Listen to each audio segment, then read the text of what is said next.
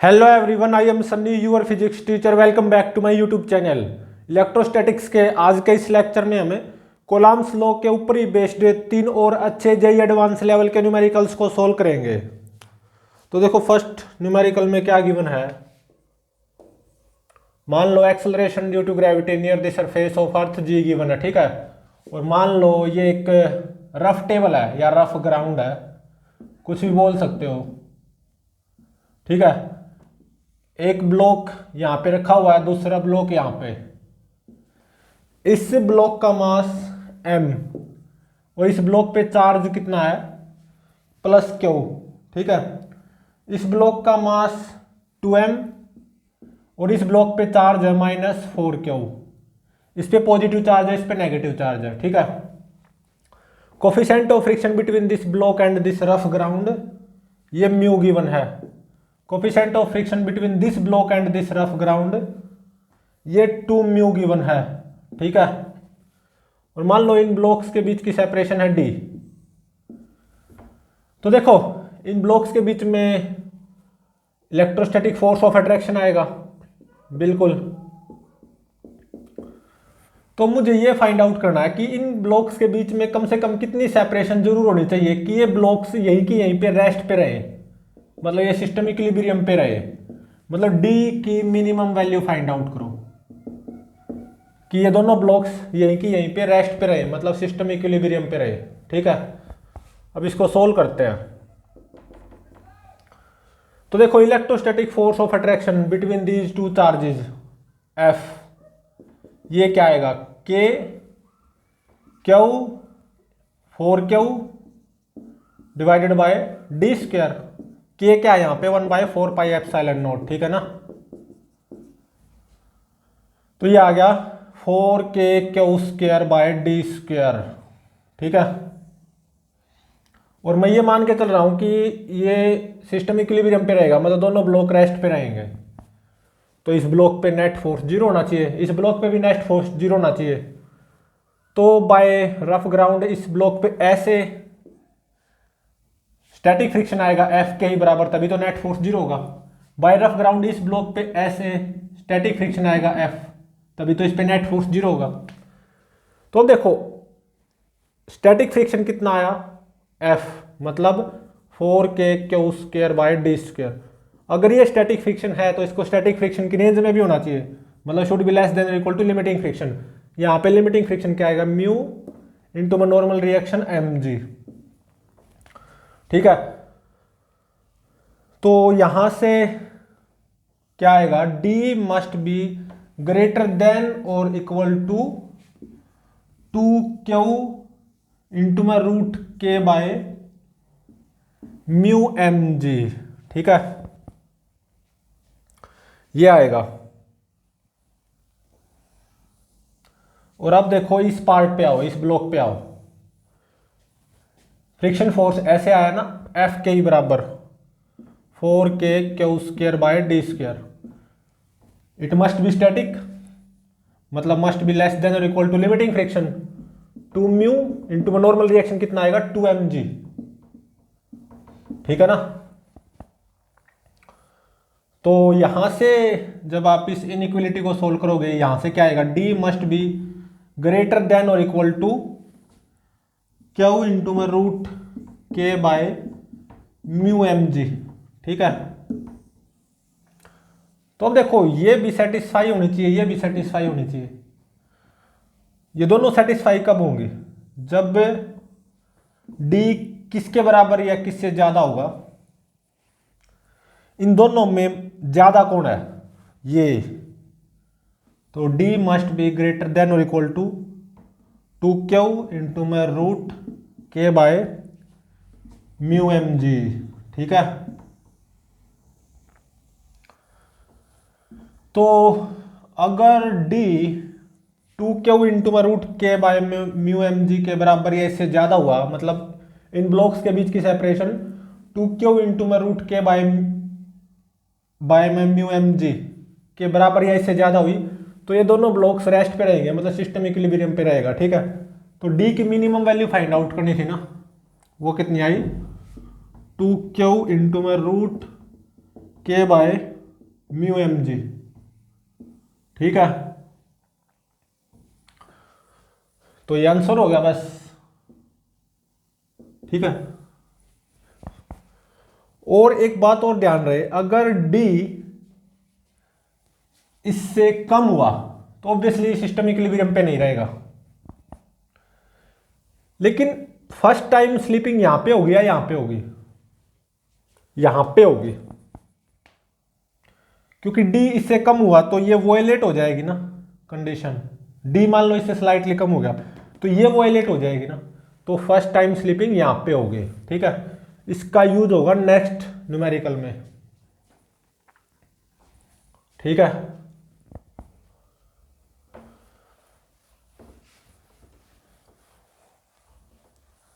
तो अब देखो नेक्स्ट न्यूमेरिकल, सेकंड न्यूमेरिकल में क्या गिवन है। तो देखो ये तो फर्स्ट न्यूमेरिकल का रिजल्ट है जो पूछा गया था, फर्स्ट न्यूमेरिकल का रिजल्ट है। ठीक है, तो अब देखो सेकंड न्यूमेरिकल में क्या गिवन है। सेकंड न्यूमेरिकल में देखो क्या गिवन है, वही ब्लॉक्स हैं।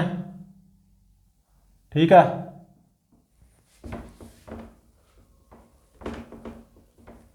वही ब्लॉक्स हैं, बिल्कुल सब कुछ वही है। ठीक है, बिल्कुल वही ब्लॉक्स हैं। ठीक है, तो अब देखो मैंने क्या किया, इस ब्लॉक को एक रस्सी से बांध दिया।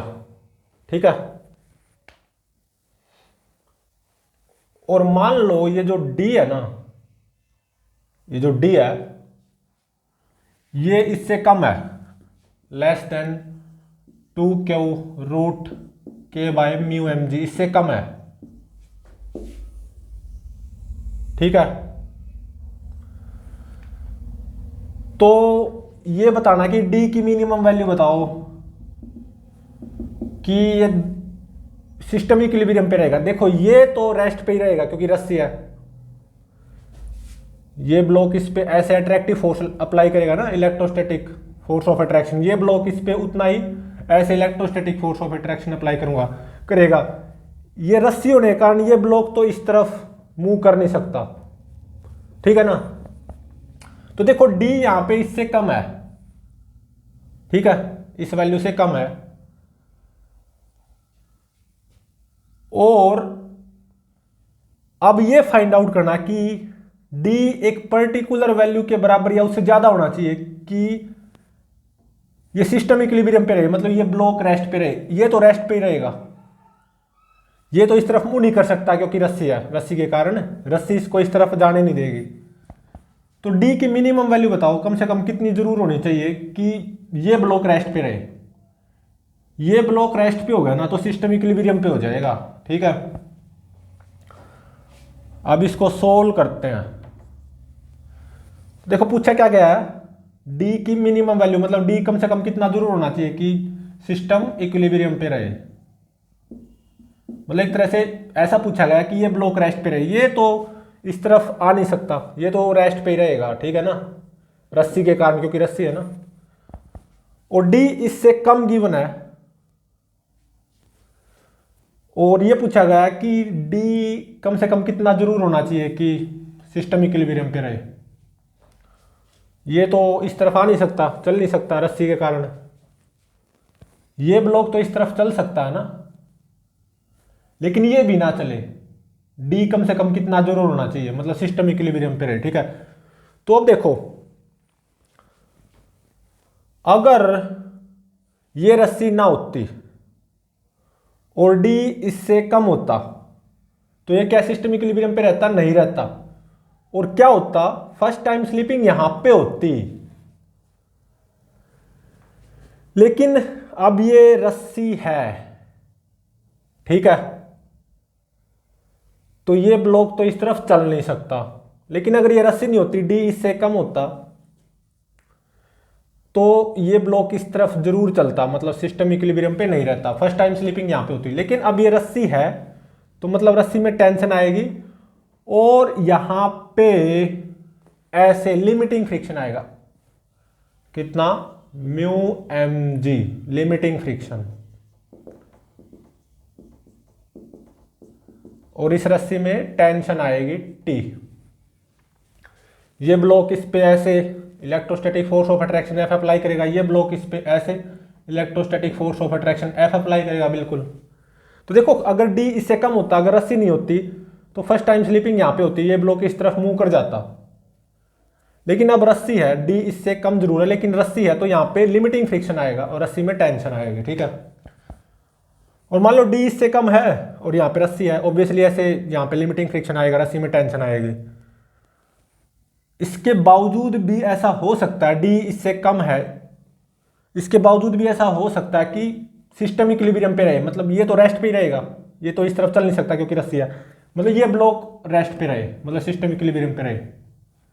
उसके लिए ये डी की वैल्यू एक पर्टिकुलर वैल्यू के बराबर या उससे ज्यादा होनी चाहिए, वही पर्टिकुलर वैल्यू फाइंड आउट करनी है, डी मिनिमम, कि ये सिस्टम इक्विलिब्रियम पे रहे, ठीक है। तो देखो बाय रफ ग्राउंड इस ब्लॉक पे ऐसे स्टैटिक फ्रिक्शन आएगा एफ के ही बराबर, तभी तो इस ब्लॉक पे नेट फोर्स 0 रहेगा, ये ब्लॉक यहीं पे रहेगा रेस्ट पे, तभी तो सिस्टम इक्विलिब्रियम पे रहेगा, ठीक है ना। एफ कितना आएगा, एफ कितना आएगा कोलाम्स लॉ से, के क्यू इंटू में 4Q बाय में डी स्क्वायर, मतलब 4K Q square by D square. के क्या है 1/4πε0, ठीक है, ये भी ध्यान रहे।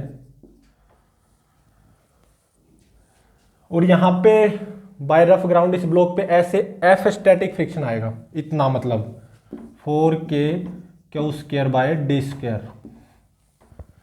अगर ये स्टैटिक फ्रिक्शन है तो इसको स्टैटिक रेंज में भी होना चाहिए, मस्ट बी लेस देन और इक्वल टू लिमिटिंग फ्रिक्शन, मतलब 2 म्यू इंटू में नॉर्मल रिएक्शन 2 mg,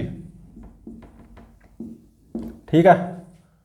तो 2 दूनी 4, 4 से 4 कैंसिल हो जाएगा, तो यहां से क्या आएगा, D must be greater than और इक्वल टू क्या आएगा, क्यू इंटू में रूट के बाय म्यू एम जी, ठीक है। मतलब देखो डी इससे कम है, ठीक है, और यहां पे रस्सी है तो यहां पे लिमिटिंग फ्रिक्शन आएगा, ये तय है, और इस रस्सी में टेंशन आएगी टी, वो टी भी निकालेंगे। डी इससे कम है, इसके बावजूद सिस्टम इक्विलिब्रियम पे रह सकता है। अगर डी इस वैल्यू के बराबर या इससे ज्यादा हो, मतलब ये इक्विलिब्रियम कंडीशन आ गई, मतलब जो डी मिनिमम फाइंड आउट करना था वो आ गया, क्यू इंटू में रूट के बाय म्यू एम जी, ठीक है। ये मेरा आंसर हो गया। अब इस रस्सी में टेंशन और फाइंड आउट करो, रस्सी में टेंशन फाइंड आउट कर सकते हैं, या इस पे नेट फोर्स 0 कर दो, तो T plus mu M G limiting friction is equal to F, F कितना 4K Q square by D square. तो यहाँ पे इस रस्सी में टेंशन ये कितनी आ जाएगी, 4K Q square by D square minus mu M G, ये रस्सी में टेंशन भी आ गई, ठीक है। और देखो D इससे कम है और यहां पे रस्सी है, रस्सी के कारण ये तो इस तरफ चल नहीं सकता, ये तो रेस्ट पे ही रहेगा, और D इससे कम है ना, तो अगर ये रस्सी नहीं होती तो ये इस तरफ चल जाता, मतलब यहाँ पे स्लिपिंग हो जाती, लेकिन यहाँ पे रस्सी है और D इससे कम है तो यहाँ पे लिमिटिंग फ्रिक्शन आएगा, और ये सिस्टम इक्विलिब्रियम पे रहे, मतलब ये भी रेस्ट पे रहे, ये तो रेस्ट पे ही रहेगा, ये भी रेस्ट पे रहे, मतलब सिस्टम इक्विलिब्रियम पे रहे। उसके लिए D इस पर्टिकुलर वैल्यू के बराबर या इससे ज्यादा होना चाहिए, ठीक है ना। और तब रस्सी में टेंशन आएगी इतनी, ठीक है। तो देखो D इससे कम है लेकिन इस वैल्यू के बराबर या इससे ज्यादा भी होना चाहिए, ठीक है। तो डी इससे कम है, ठीक है, डी इससे कम है, और कम करते जाओगे ना, लेकिन इसके बराबर या इससे ज़्यादा है, और कम करते जाओगे डी को, तो इस रस्सी में टेंशन बढ़ती जाएगी, यहाँ पे ऐसे स्टैटिक फ्रिक्शन बढ़ता जाएगा। इसको इसके नज़दीक लाओगे ना, लेकिन स्टिल डी इससे ज़्यादा है, इसको नज़दीक ला रहे हो, डी को घटा रहे हो, लेकिन स्टिल डी इससे ज़्यादा है, तो इस रस्सी में टेंशन बढ़ती जाएगी। यहाँ पे लिमिटिंग फ्रिक्शन ही रहेगा, डी के कम होने से रस्सी में टेंशन बढ़ेगी ना। और यहाँ पे इसको आराम आराम से ले आना है, अलग अलग एक्सपेरिमेंट करने। ये रेस्ट पे रहेगा, इसको इस तरफ ला के रखोगे, मतलब डी को घटाओगे, ये रेस्ट पे रहेगा, लेकिन जो स्टैटिक फ्रिक्शन आएगा ना वो बढ़ता जाएगा, ठीक है, ठीक है ना। और इस तरफ लाते लाते, मतलब इस तरफ ला रहे हो और आराम से रख रहे हो, अगर डी इसके बराबर या इससे ज़्यादा हुआ तो सिस्टम इक्विलिब्रियम पे रहेगा, ठीक है। लेकिन इसको इस तरफ लाते लाते, आराम से रखते रखते, अगर डी इस वैल्यू से कम हुआ, मान लो यहां पे ले आए, वो जो डी है इससे कम हुआ है, और ये आराम से रख के छोड़ दिया, ये तो यहीं पे रहेगा। ये जो ब्लॉक है ना इस तरफ एक्सलरेट हो जाएगा, सिस्टम इक्विलिब्रियम पे नहीं रहेगा, ये ब्लॉक इस तरफ, इस ब्लॉक की तरफ चलेगा, एक्सलरेट होगा, और एक्सलरेशन भी बढ़ता जाएगा, ठीक है। यहाँ पे काइनेटिक फ्रिक्शन आएगा 2 म्यू इंटू में 2 mg, मतलब 4 म्यू mg। तो ये ब्लॉक इस तरफ चलता जाएगा, एक्सलरेट होता जाएगा टूवर्ड्स दिस ब्लॉक, एक्सलरेशन भी इस ब्लॉक का बढ़ता जाएगा। मतलब इस ब्लॉक को यहाँ से आराम से रख के छोड़ दो, और मान लो ये डी इससे कम है, इस वैल्यू से कम है, तो ये ब्लॉक इस तरफ चलेगा, सिस्टम इक्विलिब्रियम पे नहीं रहेगा, ये तो रेस्ट पे रहेगा, इस तरफ चलेगा, एक्सलरेट होगा, एक्सलरेशन भी बढ़ता जाएगा, ठीक है। इस रस्सी में टेंशन बढ़ती जाएगी, ठीक है। और यहाँ पे लिमिटिंग फ्रिक्शन ही रहेगा, इस रस्सी में टेंशन बढ़ती जाएगी। हालांकि वो केस नहीं करना हमने, तो इक्विलिब्रियम का केस करना था। डी इस वैल्यू से कम है और उसके बावजूद भी ये सिस्टम इक्विलिब्रियम पे रह सकता है अगर ये डी इस वैल्यू के बराबर या उससे ज्यादा हुआ, ठीक है। और अगर डी इस वैल्यू से कम हुआ और इस ब्लॉक को यहाँ पे रख के छोड़ दो, ऑब्वियसली इक्विलिब्रियम पे नहीं रहेगा, ये ब्लॉक रेस्ट पे रहेगा, ये ब्लॉक इस डायरेक्शन में एक्सेलरेट होगा, यहाँ पे काइनेटिक फ्रिक्शन आएगा, यहाँ पे लिमिटिंग फ्रिक्शन, और ये ब्लॉक इस तरफ एक्सेलरेट होगा, एक्सेलरेशन बढ़ता जाएगा ब्लॉक का, काइनेटिक फ्रिक्शन आएगा 4 म्यू mg। तो इस रस्सी में टेंशन भी बढ़ती जाएगी, तो एक टाइम बाद ये ब्लॉक इससे टकरा जाएगा, ठीक है।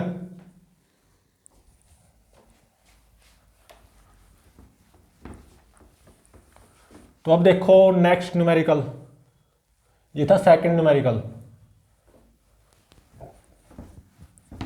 आज का फाइनल न्यूमेरिकल ये देखो थर्ड न्यूमेरिकल, इसमें क्या गिवन है, 2 कॉपर पीस है, आइडेंटिकल कॉपर पीस, ठीक है। मेरे पास 2 आइडेंटिकल कॉपर पीस हैं, एक तो ये हो गया कॉपर पीस, और एक ये हो गया कॉपर पीस, ठीक है। दोनों का मास सेम है, 10 ग्राम 10 ग्राम 10 ग्राम 10 ग्राम। इनके बीच की सेपरेशन 10 सेंटीमीटर गिवन है, ठीक है। और क्या गिवन है, एटॉमिक वेट ऑफ कॉपर 63.5 ग्राम पर मोल, इतना ही होता है। एटॉमिक वेट ऑफ कॉपर 63.5 ग्राम पर मोल, इतना ही होता है, ठीक है। तो अब देखो, इस कॉपर से इलेक्ट्रॉन्स निकलने शुरू हुए, इस कॉपर से इलेक्ट्रॉन निकलेंगे और इसमें जाएंगे, ठीक है, ट्रांसफर होंगे, ऐसा गिवन है। तो देखो ये कॉपर का पीस है 10 ग्राम, इसमें बहुत सारे कॉपर के एटम्स होंगे, ऐसे ही इसमें भी बहुत सारे कॉपर के एटम्स होंगे। जितने एटम्स कॉपर के इस पीस में होंगे उतने इस पीस में होंगे, क्योंकि दोनों का मास सेम है ना, आइडेंटिकल कॉपर पीस है। तो अब क्या हुआ, यहाँ से इलेक्ट्रॉन ट्रांसफर हुए इस पीस से इस पीस, तो इस पे पॉजिटिव चार्ज आता जाएगा, इस पे नेगेटिव। यहाँ पे डेफिशिएंसी ऑफ इलेक्ट्रॉन होगी, यहाँ पे एक्सेस ऑफ इलेक्ट्रॉन। और यहाँ पे ऐसा गिवन है, इस पीस के हर 1000 एटम से एक इलेक्ट्रॉन गया है। 1 electron transfer from this piece.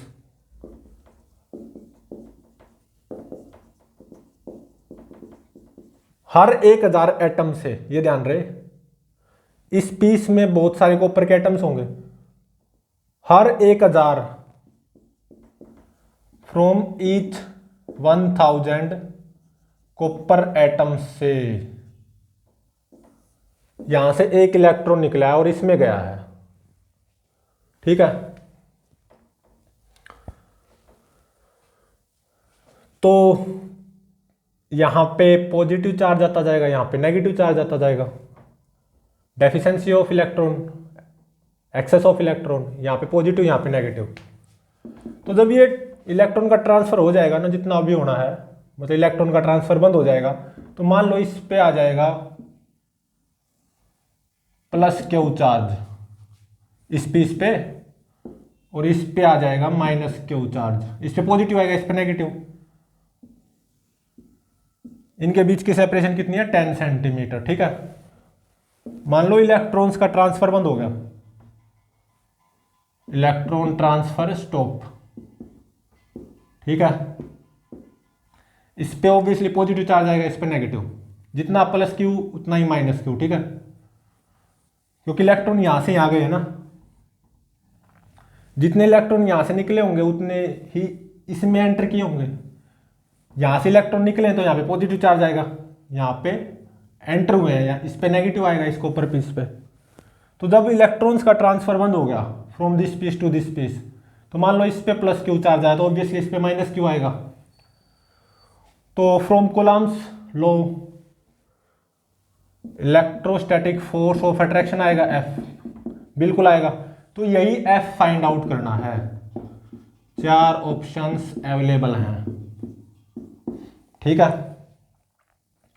क्या क्या? 1.06 इंटू में 10 की पावर 14 न्यूटन, बी ऑप्शन में 2.06 इंटू में 10 की पावर 14 न्यूटन, सी ऑप्शन में 3.06 इंटू में 10 की पावर 14 न्यूटन, डी ऑप्शन में 4.06 इंटू में 10 की पावर 14 न्यूटन। ठीक है, इनमें से कोई एक करेक्ट होगा। तो देखो, दोनों आइडेंटिकल पीस हैं, 10-10 ग्राम के कॉपर पीस है। जितने कॉपर के एटम्स इस पीस में होंगे उतने ही इस पीस में होंगे कॉपर के एटम्स, क्योंकि दोनों का मास सेम है ना। एटॉमिक वेट ऑफ कॉपर इतना होता है। इन दोनों पीस के बीच की सेपरेशन है 10 सेंटीमीटर। तो क्या हुआ, इस पीस के हर 1000 कॉपर एटम से एक इलेक्ट्रॉन निकलता है और इसमें जाता है, तो इलेक्ट्रॉन्स का ट्रांसफर हुआ। तो जब इलेक्ट्रॉन्स का ट्रांसफर बंद हो जाएगा, तो मान लो इस पे प्लस क्यू चार्ज, तो इस पे माइनस क्यू आ जाएगा। तब इन पीसीज के बीच में जो इलेक्ट्रोस्टैटिक फोर्स ऑफ अट्रैक्शन आएगा F, वो फाइंड आउट करना है। अब इसको सोल्व करते हैं। ठीक है, तो अब देखो, ये जो एटॉमिक वेट है कॉपर का 63.5 ग्राम पर मोल, इसका मतलब क्या है? अगर मेरे पास कॉपर 63.5 ग्राम अवेलेबल हो, वैसे तो यहां पे 10 ग्राम है, अगर 63.5 ग्राम कॉपर पीस अवेलेबल हो, तो उस कॉपर पीस में कितने नंबर ऑफ कॉपर एटम्स मिलेंगे? एवोगाड्रो नंबर 6.022 इंटू में 10 की पावर 23 कॉपर एटम्स होंगे। यही मतलब होता है ना। मेरे पास यहां पे 10 ग्राम कॉपर पीस है, तो 10 ग्राम कॉपर पीस में कितने कॉपर के एटम्स होंगे? 6.022 इंटू में 10 की पावर 23 बाय में 63.5, ठीक है, और इंटू में 10,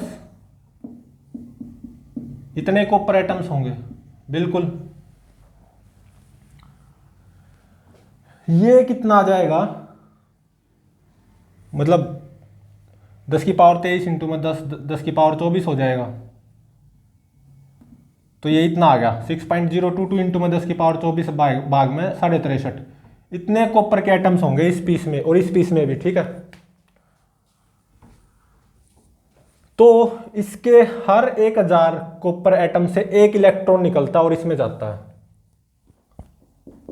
तो मतलब टोटल इस पीस में से कितने नंबर ऑफ इलेक्ट्रॉन इस पीस में ट्रांसफर हुए होंगे, n डिवाइडेड बाय 1000 कर दूं, क्योंकि इसके हर 1000 कॉपर एटम से एक इलेक्ट्रॉन इसमें ट्रांसफर होता है। तो ये जो कॉपर पीस है इसमें से टोटल नंबर ऑफ इलेक्ट्रॉन्स कितने ट्रांसफर हुए होंगे, इसके डिवाइडेड बाय 1000 कर दूं, क्योंकि इस पीस में नंबर ऑफ कॉपर एटम्स इतने हैं और हर 1000 कॉपर एटम से एक इलेक्ट्रॉन इसमें ट्रांसफर होता है। तो इस पीस में से टोटल नंबर ऑफ इलेक्ट्रॉन्स कितने ट्रांसफर हुए होंगे इस पीस में, इसके डिवाइडेड बाय में 1000 कर दें, ठीक है।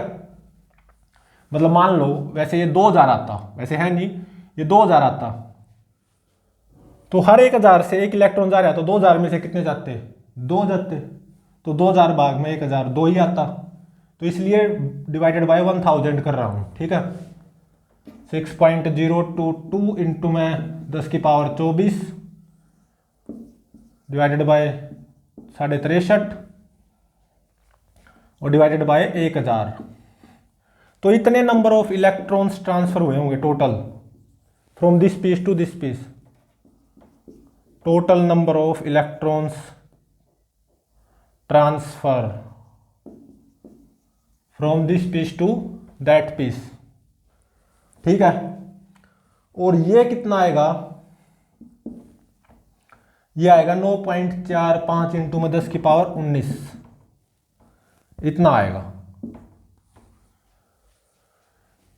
तो ये क्यू कितना आ जाएगा, क्वांटाइजेशन ऑफ चार्ज का यूज कर लो, n 9.45 इंटू में 10 की पावर 19, ई इलेक्ट्रॉनिक चार्ज 1.6 इंटू में 10 की पावर -19 कोलम्ब। तो ये क्यू इतना आ जाएगा और ये कितना आएगा 15.12 कोलम्ब, ठीक है।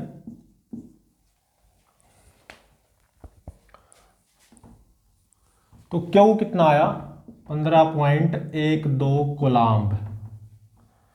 तो माइनस क्यू कितना आ जाएगा, -15.12 कोलम्ब। अब जब इलेक्ट्रॉन्स का ट्रांसफर स्टॉप हो गया तब इन दोनों कॉपर पीस के बीच में जो इलेक्ट्रोस्टैटिक फोर्स ऑफ अट्रैक्शन आएगा F, वो फाइंड आउट करना है। कोलम्ब्स लॉ का यूज करो, 1/4 पाई एप्सिलॉन नॉट की वैल्यू 9 इंटू में 10 की पावर 9 इंटू में 15.12 इंटू में 15.12, ठीक है।